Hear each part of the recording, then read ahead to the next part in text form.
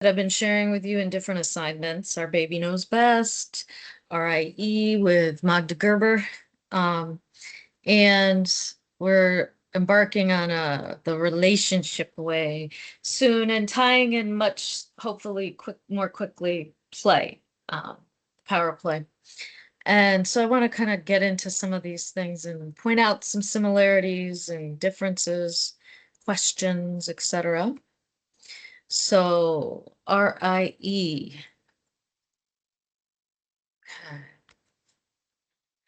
What is it? RIE? It's respectful parenting. Respect, trust, connection, giving children more independence, and allowing their natural abilities to flourish with minimal intervention.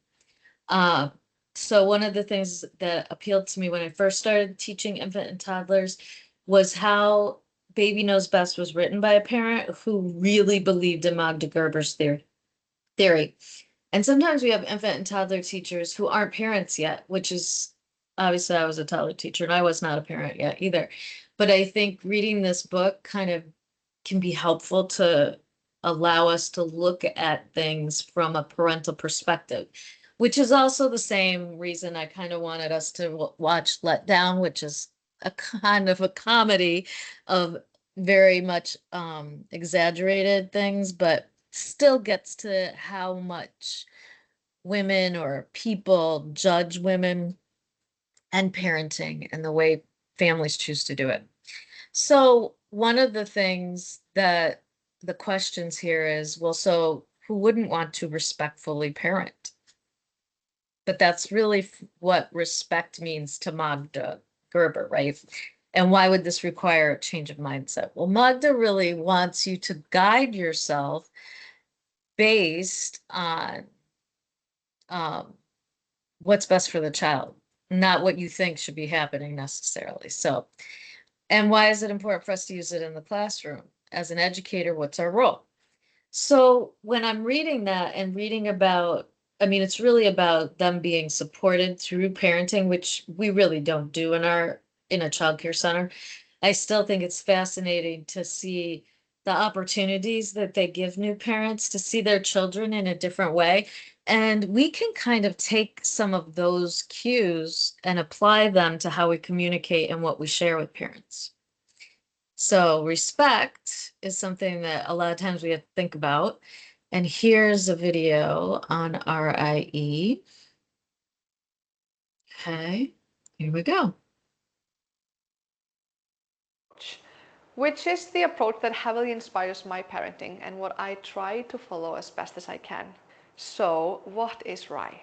RIE stands for Resources for Infant Educators and is often known as Respectful, Peaceful, or Mindful Parenting. RIE was brought to the US by infant development expert Magda Gerber. Magda Gerber, born in Hungary, had previously worked closely with pediatrician Dr. Emmy Pichler. And from that experience, she framed the RIE approach that refers to giving babies more independence, allowing their natural abilities to flourish with minimal intervention and respect. Magda Gerber passed away in 2007, but RIE keeps growing and has received a great deal of attention in the last few years. One of RIE's largest spokespersons today is the amazing Janet Lansbury. She is a parent educator, writer, and blogger. And it was actually through her blog that I first got to know about the RIE approach. Her blog is just a wealth of information about respectful parenting. Just be careful because you'll easily get hooked.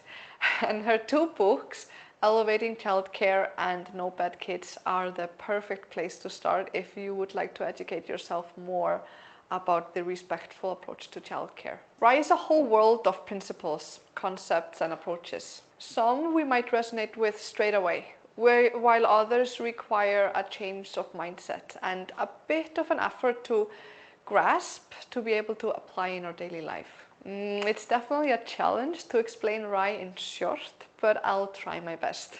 To me, respectful parenting is based on three core concepts: respect, trust, and connection. Like the name implies, Respect is an incredibly important part of respectful parenting. From the very first days of life, we respond to infants and children with the same respectfulness we try to use in our adult relationships. We believe children are whole people and try our best to see the world with their eyes. We perceive babies as competent and invite them to cooperate in everyday caregiving activities and give them space to grow and play and be in their authentic way. A really good exercise I got to know through Janet Lansbury's blog helps us with this mindset change that many of us need to go through when starting to implement the RIE approach. So we imagine a scenario where we need help with all caregiving activities and we're not able to move or speak properly. With that in mind, we ask ourselves, how would we want to be treated? Most of us would probably like to know in advance what was going to happen to us. If we were to be moved around, picked up, if our clothes would be removed, or if a stranger would be touching us. This exercise gives us insight into the level of respect we want to be showing our babies, and is the reason we try to communicate with them in this way from the start. Another part of the RIE approach that relates to respect is how we practice respectful and straightforward communication when we talk to babies. We are authentic and refrain from using the typical baby language. We are honest, calm, and real. The magic truly happens when we stop and start sensitively observing our children, listening to their cues and seeing how they are trying to communicate with us. And when we communicate back to them. This way we get to know our children on a new level and we start to really see them for who they are. We also greatly respect play and the importance of allowing babies to explore their environment and the objects around them on their own terms. We allow babies to control what they choose to play with, how they choose to play, and try not to interfere or influence their play. We support self-directed play and trust in their unique gift of learning through play. We support growth mindset by understanding that the process of exploring, experimenting through play is more important than the end result. In a safe environment with open-ended materials around, we give babies the freedom and time to let their curiosity take over and get into deep play. Trust is another extremely important part of RIE. For example, we trust babies to develop their motor skills naturally. We don't help or teach babies to sit up and turn from their backs to their stomach or walk.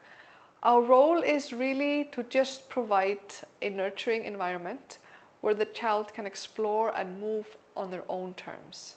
We need to trust the child when it tries out new challenges, from doing a jigsaw puzzle, drinking from a cup, or buttoning clothes. By allowing children to tackle their challenges on their own and not intervening, trying only to support them through sportscasting, and by helping them in a minimal way when something gets too challenging, we show them that we trust them and believe in them. We also trust that children are always good, and believe that when they show undesirable behavior, it's because they're simply having a hard time and they need assistance from us. We allow children to express all their feelings and support them through difficult emotions and tantrums. That way, we form a very strong bond with the child and allow them to practice accepting the limits we have set and thus gaining self-discipline. We don't set limits to children's emotions and what they are feeling and expressing, but we do set limits to their behaviors. And when we set limits, we do it calmly but with confidence, and we are ready to follow through with what we've said and help a child quit an undesirable behavior when they need our help. We are connected with our child and we acknowledge the child's emotions, while at the same time holding the limits that have been set. Respectful parenting pushes us to look inwards, to be aware of our own feelings and our triggers, to always try to understand where our reactions are coming from. We try to reframe our thoughts about our children and their behaviors. We keep an open mind and try to refrain from judging or labeling. There really is so much more to say about this incredible approach that has changed my life in so many ways, made me a better person and a better parent. But my goal for this video was to do a short overview of the core of respectful parenting. And to sum it up, I believe it really is about nurturing a healthy relationship between a parent and a child. A relationship where both enjoy themselves, and a relationship that is based on deep connection, trust, and respect. Thank you so much for watching this video. For more videos and more blog posts on respectful parenting, please head over to my website respectfulmom.com.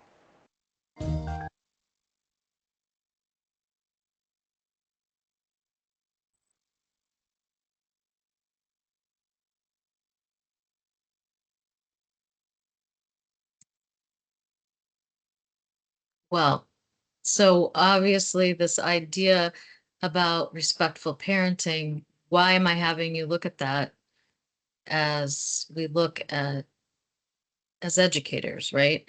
And I think that a lot of infant care, probably toddler care, is how do we support the families, right?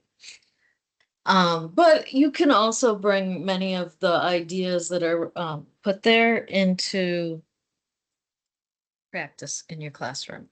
So respect is really something where I think oftentimes we're thinking of ourselves as the caregivers, and we don't always think, well, they're the children, they're the students. We don't, what is respect? Of course I respect them, but how do we show that, right? And I think if you want to be respected, we need to show children that we respect them as well, because we're role modeling that.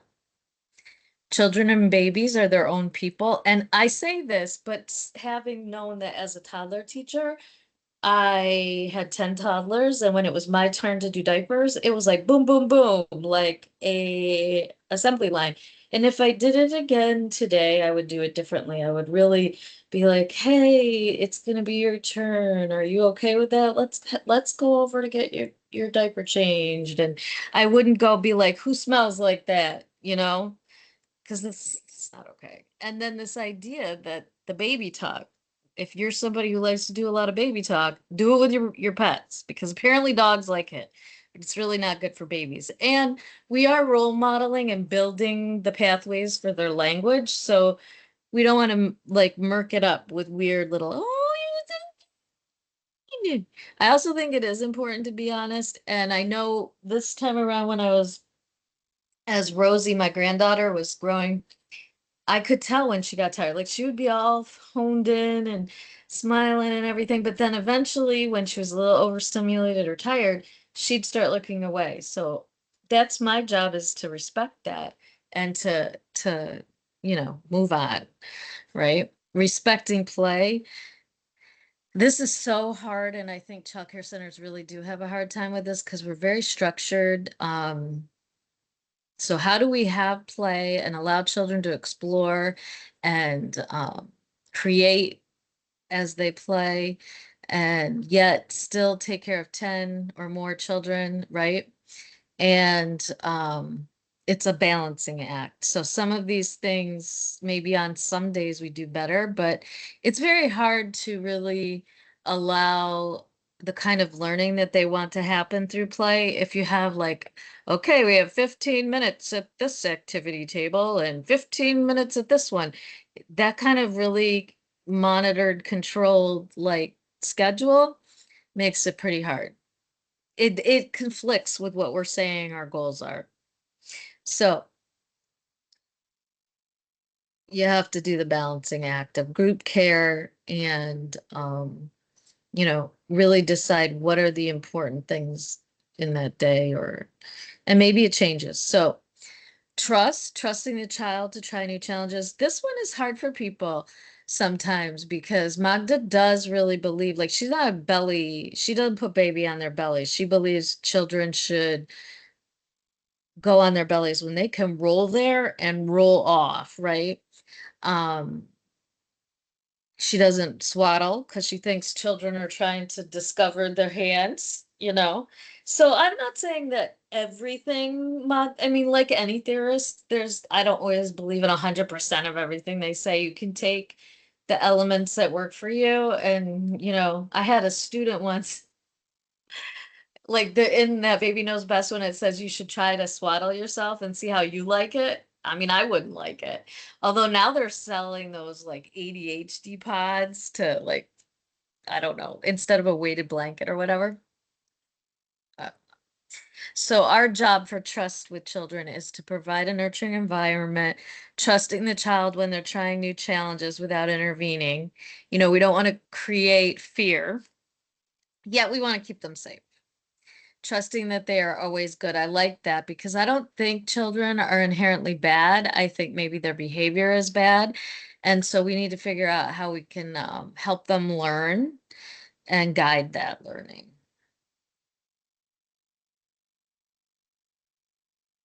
Sometimes I don't know why it doesn't go on to the next page. Undesirable behavior simply means they are having a hard time and they need our help. So, a big part of what you'll be reading about in the relationship way, and you probably read a little bit about it in the RIE way. I never call it RIE, I'm like RIE. Just like NACI, when I went to a NACI conference, they're like, it's NAUIC. And I'm like, I am not going to say NAUIC. So connection is a big part of it, this idea of being present. And it really made me think about cell phones. I don't think I had cell phones to the extent that I do now, like with when my children were little, but um, if you're spending time with your child and that's your quality time and you're on your phone the whole time, I know my dogs don't like when I'm on my cell phone. So also this idea that children are supposed to be happy. We have to let children feel their emotions, right? And just be there for them. We don't have to be like, oh, give them this feeling that they're supposed to pretend they're okay and be happy or whatever. So support them through difficult emotions. And sometimes Magda really does a nice job of just saying, you gotta, it's okay. I know you're feeling upset right now, but it's gonna be all right. And then it passes.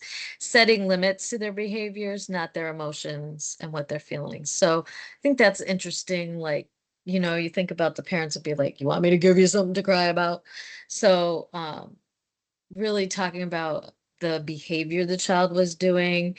And I think it's interesting they talk about not their emotions. I guess that's so they don't feel like you're telling them they can't be mad or whatever. Um, so I guess the limits when you are mad, what do we do with that anger, right? How do we solve it without hurting someone and following through? I think it's interesting though when they say to follow through, but they don't give you like really good examples of what that's going to look like. For me, following through tends to be natural consequences that are not that make my life harder, right? Like I'm not going to put you in a time. I don't believe in timeouts. I don't think they're very helpful. Um, so we need to be aware of our own feelings and our triggers. So sometimes when we get overwhelmed, whether we're adults or children, things really bother us in varying ways, right?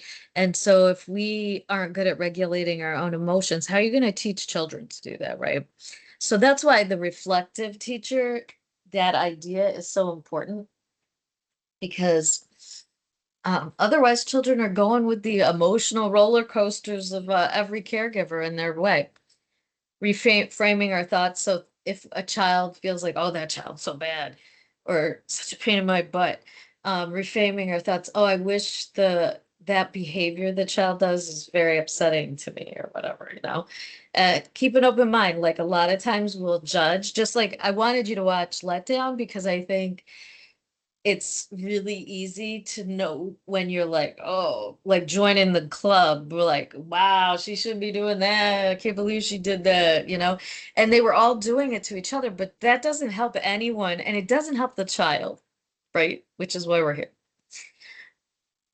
So, infants versus toddlers. Let's see what they have to say about this. That's really the crux of this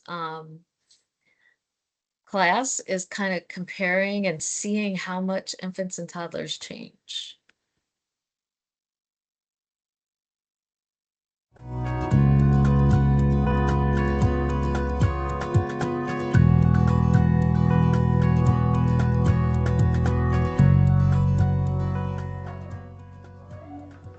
Having learned to turn onto her tummy all by herself, Lale can rest on her elbows and have free use of both hands. Look, the She is toys. interested in the shiny bowl. Those are the She toys. explores it with her eyes, hands, and mouth.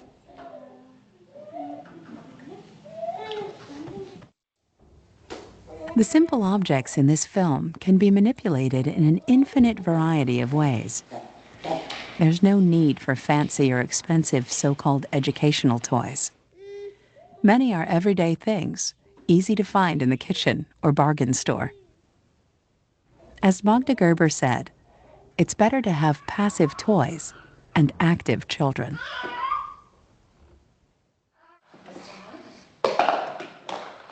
Babies who get together regularly in the same small group come to know and trust each other well and can learn to play harmoniously.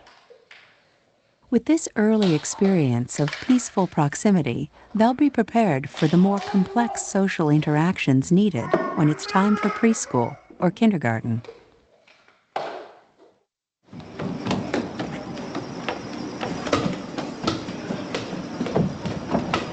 They're amplifying each other's joy and energy, aware of each other's actions and intentions.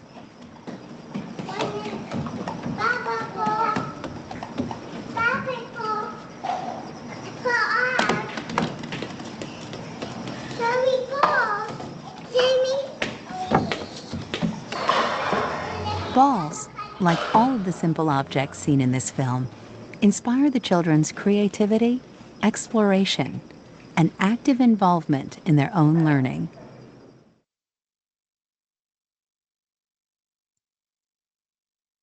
Okay.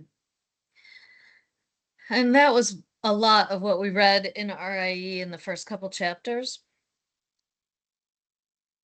It's interesting. I mean, I noticed that a lot of things were very similar between the children. I mean, there might have been some better communication going on. The toys are definitely similar. I mean, boring, right? A lot of people don't do that. And I did not see adults really in the video at all. So maybe like Magda wants is there's let it sitting back, and if they're needed, they'll go. It did look to me like maybe a young infant or an older infant and maybe a toddler. I didn't think he could have. Do you guys think he was pre-K? I think he wasn't pre-K. The way that, and then the video also talked about when they go to pre-K. So, and I didn't see the adults. So the toys were all simple objects. The toys inspired creativity. I mean, I didn't see it. I guess with the balls, they said there was some creativity. I think sometimes the youngest infants, it's really about learning how to grasp and let go and, move with it and everything. Each group was participating in self-initiated learning. That is true.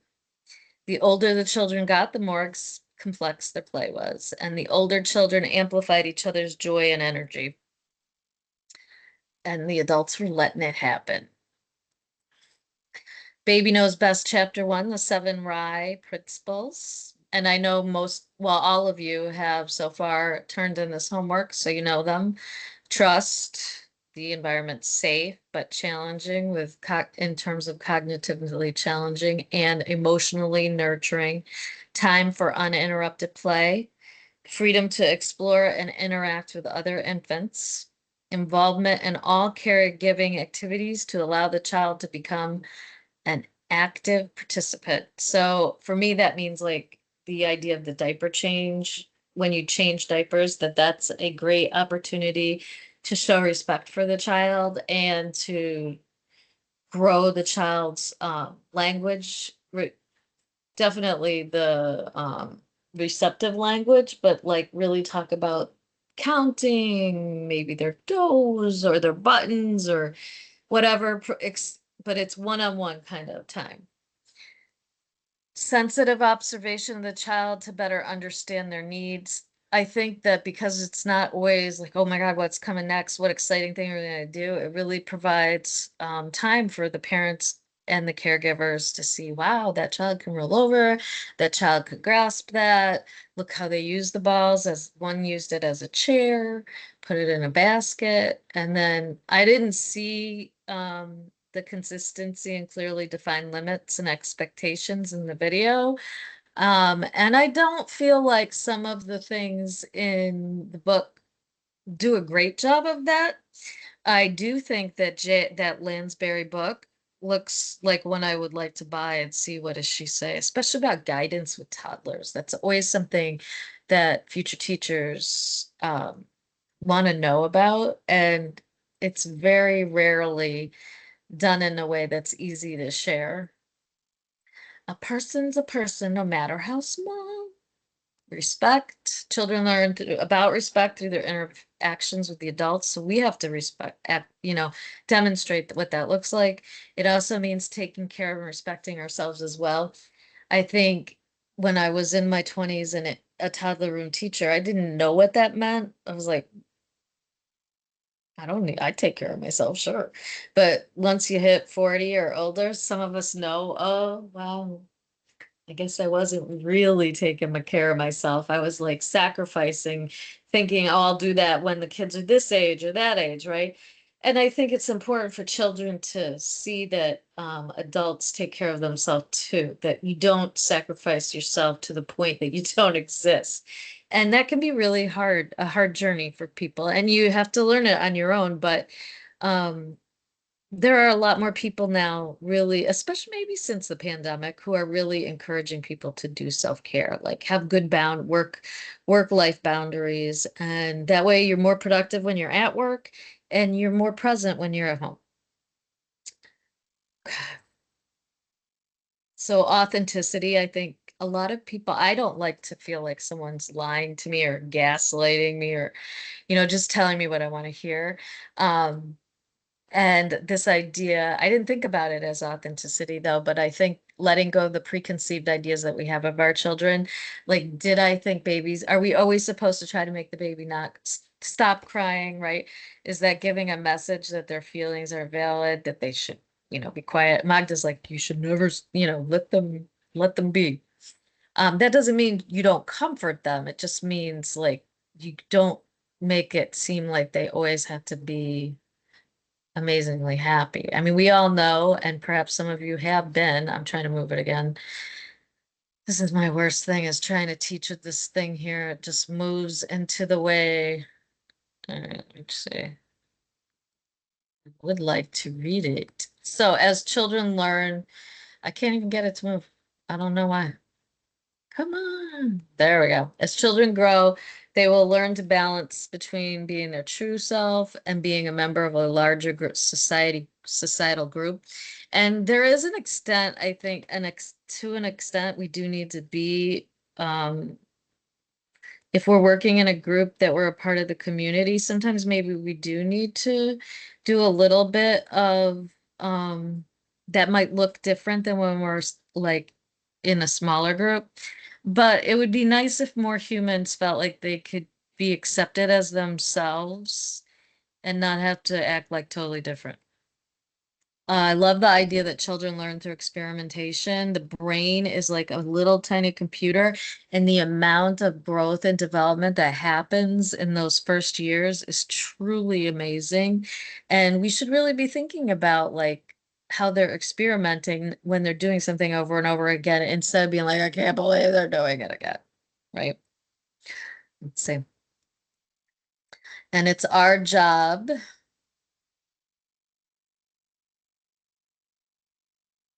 I assume it's our job to do something to discover challenging situations, allow them, right? And let them try to work it out. Because a lot of stuff now is showing that if you know how to work through a failure, then you're going to end up being a problem solver and more creative.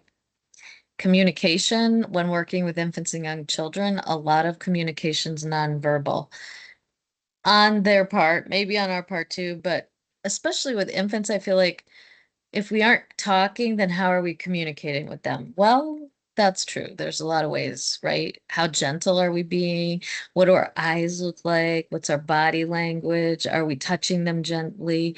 Are our gestures like, we may feel silly speaking to someone that we feel doesn't understand or can't respond, but it's more respectful than saying nothing. And I usually talk to Rosie or children. And if they don't respond, that's okay. Don't stop talking to them. Although I wonder if when I was a really tired new mom, if I did narrate enough, but they're all okay now. Okay, so it gives them a better sense of themselves and the world around them. You're exposing them to words they need. They won't be surprised when you do something. So it's more respectful to really talk. We use our words to mirror the emotional state. This lets them know that they've been seen and understood. Attention. It's far better to give a child our attention some of the time, all of our attention some of the time, than half our attention all the time. And that's that phone thing a lot. Yeah, this can be done during caregiving moments or routines like bath time or reading a book at bedtime or changing a diaper. If an adult's attention is always distracted, the child's emotional needs are never fully satisfied. And you get the message that maybe you're not important enough for that person to actually give their full attention to you, right? And we do live in a world where that's very hard because there's a lot of technology and stimulus coming to us all the time, which is nice then that if children are at a childcare center, then the teachers aren't allowed to have their phone because theoretically, and that's at one time where they're going to get full attention. Um, One of the reasons that I have you watching the marshmallow experiment, I think it is, and the still face experiment. I don't know if I'd put the marshmallow one in there. It's the still face experiment, is that the reaction and the feedback that children get from their mother's face or a caregiver's face is really important to how they like develop the way they see themselves. So we're going to be starting out on the day-to-day, the relationship way. And I do see that this is sort of similar to RIE. RIE is more for parents and how they're going to parent, and relationship-based approach is just not by Magda Gerber, right? So it's importance of consistent, respectful, and affectionate relationships. It supports children's feelings of security in your presence, and the emphasis is on trust. So it seems to me like that's pretty similar to RIE. And there's 10 elements that they consider that to be around: early loving and learning experiences, consistent relationships. This is one thing that's so hard in the childcare world because continuity of care is not something teachers generally want to do, but true continuity of care would be starting in an infant room with the teachers and going through toddler room. I haven't seen people stay with them in through pre-K. I usually see it more. You stay with them from the time they're young infants through toddlers till they transfer to like transition to pre-K. But you can also take continuity of care to being how often are you absent from work? Because if there's a sub in there all the time and you have a child that's, just establishing their attachment and their secure attachment, that's pretty hard. And in childcare with the turnover, it's very difficult. We have to have caring and responsive adults that want to be there, right? We don't want to have people that are like, oh, I think I'll do this for a while because it's a hard job. I don't know why I cannot move this thing more quickly. Okay.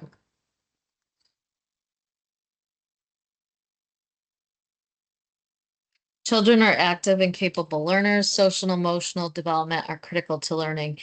And sometimes in the past, we've kind of just assumed that social and development learning just happens without a lot of, like we don't have to do an actual curriculum. But I think really what we're seeing with the amount of bullying and anxiety that we have, that we need to be doing this in a more intentional way.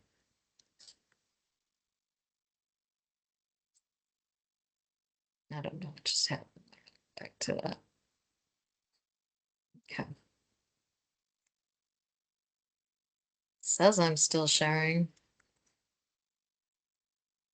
Loving and learning occur within a context. Working with children is both joyful and challenging. I'm going to stop sharing for a minute because I don't know if it's doing it right. All right, so I did stop it just for a minute because I couldn't get that thing to move. Let's go back and finish this. Okay. There we go. I'm going to not move it. Okay, I guess I gotta move over here. All right. Early love and learning. When children feel secure and loved, they are more likely to develop more warm relationships. This allows them to engage better in their learning. Like they can take risks, they feel safe.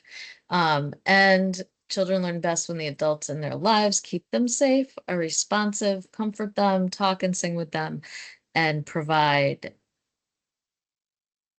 I don't know, I can't see it.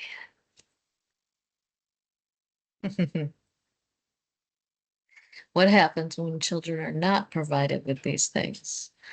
Negative experience and young children's brain development. It's pretty critical.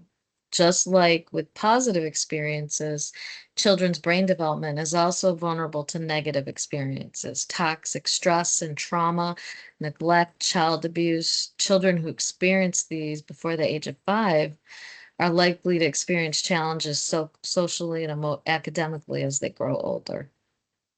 Loving and consistent relationships. What does this look like? Well, you know what I'm going to do? I'm going to do this. Okay.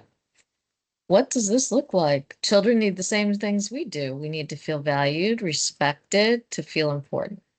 Positive relationships provide children with a foundation for future relationships and learning. And children exist within a network of relationships with families, teachers, peers, communities. These networks interact with each other and influence each other, and children benefit when everyone within their network is respected, right? Like, we don't want to be bashing the teacher if we're the parent, and we don't want as teachers to be saying negative things about the parents in front of the children because they are going to know and like they aren't stupid. And I think we have to stop assuming they're too young to know. So, respect as persons with feelings, thoughts, and rights. The United Nations names the four main principles of children's rights as non-discrimination, devotion to the best interest of the child, the right to life, survival, and development, respect for the views of the child.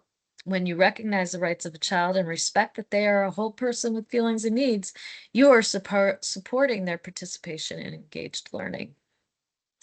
Children are active and capable learners. Children search for meaning in everything they do. What does this mean? They develop different ideas about the objects and people around them based off their interactions. Creating an observant and responsive environment provides young children with learning opportunities that build on their own motivation to explore the world around them.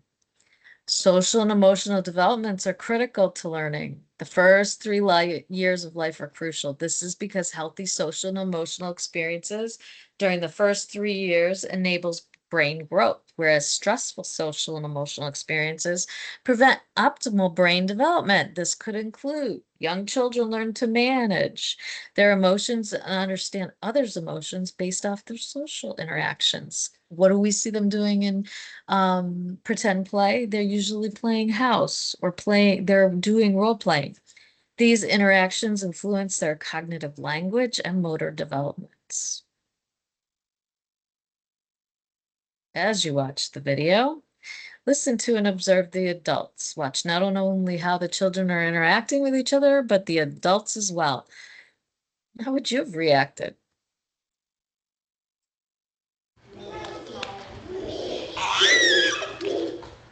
Oh, you wanted to use that, and Sammy said no. I love that they're playing with curlers. Uh-oh.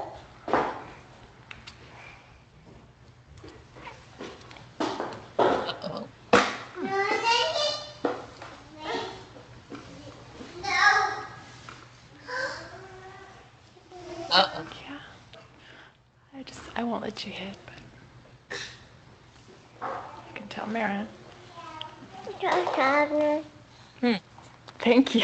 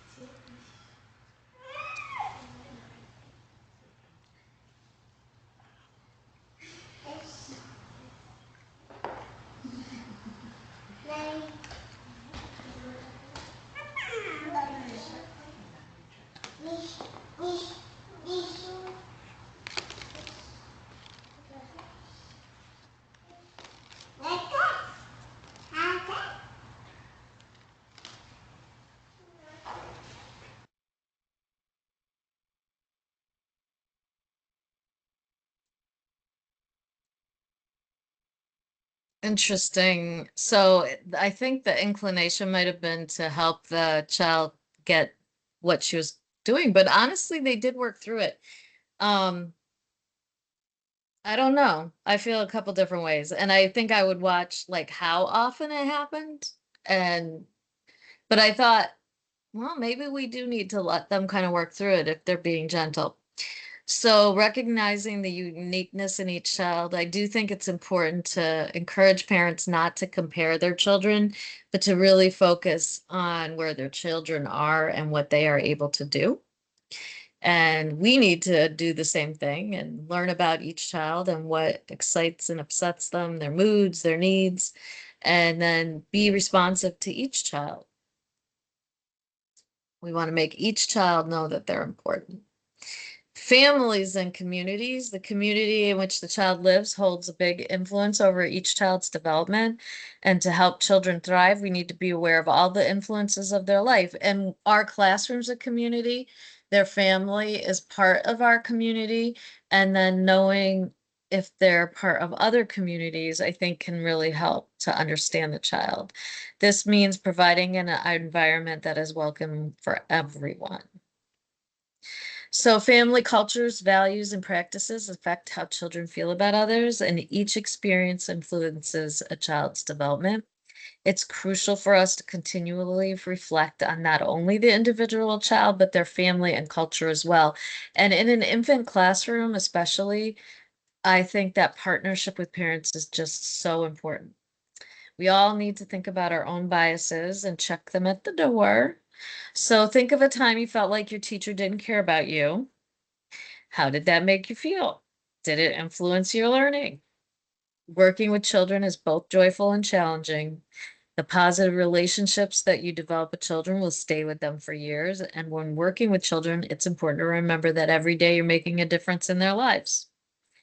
Multi-age classrooms, what are they and why are they important? Multi-age classrooms are referred to as mixed age or mixed grade classrooms with students of varying ages. Students learn and grow together across more than one grade level. Multi-age classrooms include groups of students that have an age span greater than 1 year. I think maybe I like multi-age classrooms just because I do believe that children learn from each other. I know a lot of centers like to really divide everyone up by age. Sometimes that's because it's easier to, for the teachers or the teachers' preferences, or maybe you can get more kids based on, their age. You can have higher ratios or something. I'm not sure, but we need to make sure we're doing what we think is the best for the children. You're going to have it might be harder to have in an infant room all multi-age, but maybe it's easier to have multi-age than to have all 10 like really young infants. But multi-age classrooms honor the whole child and allow for greater flexibility and differentiation in meeting children's needs. I think it also allows children to learn from each other. And it's just a safe, nurturing space. Older children modeling more advanced behavior and language and creating a more stimulating environment for younger children. It's not all on the adult in the classroom. So.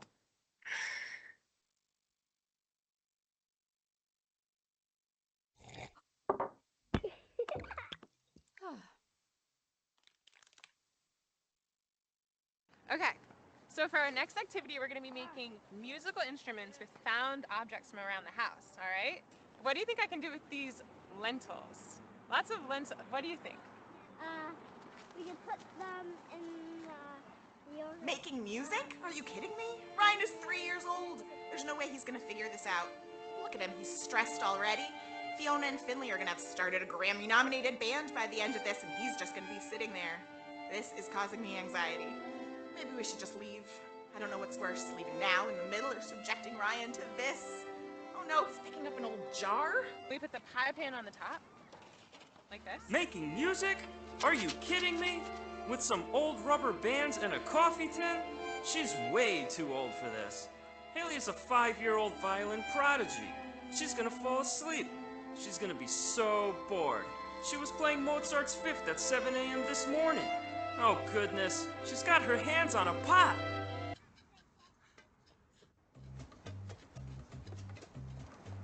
Hey, do you want to try?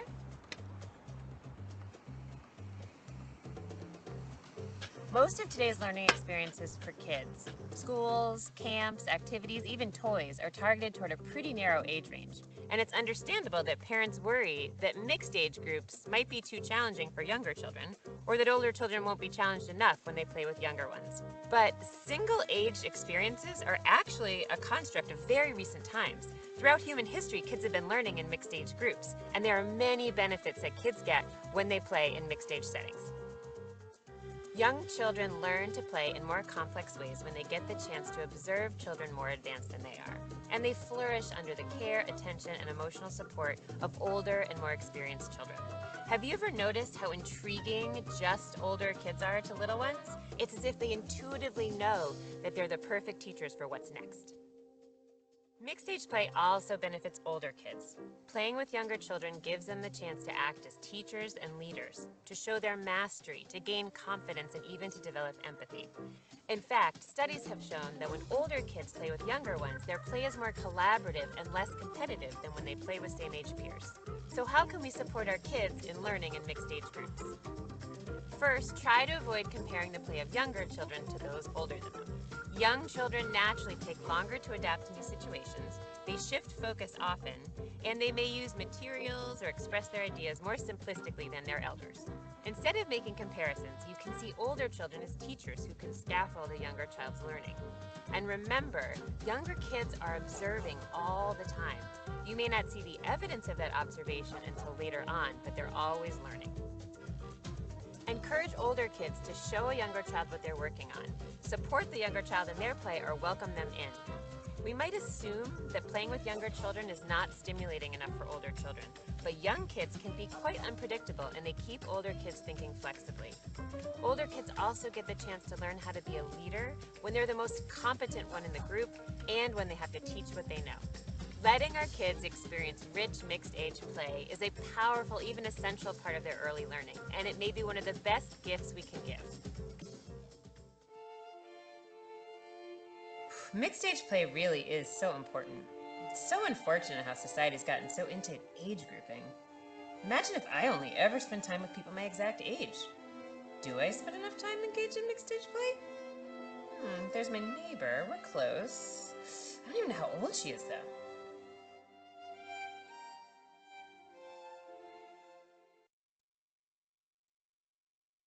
Developing empathy. Teachers can use everyday events to encourage empathy. Older children have opportunities to increase social understanding and begin to take others' perspectives. Infants experience the warmth of a caring community in which members learn to give and receive comfort. Attachment. Infants become attached to the important people in their lives, and securely attached infants and toddlers are known to have more positive emotions and less anxiety. Attachments take time, so traditional classrooms, children and caregivers are separated after a year, whereas multi-age classrooms allow for children to remain with the same teacher for several years, forming a stronger connection.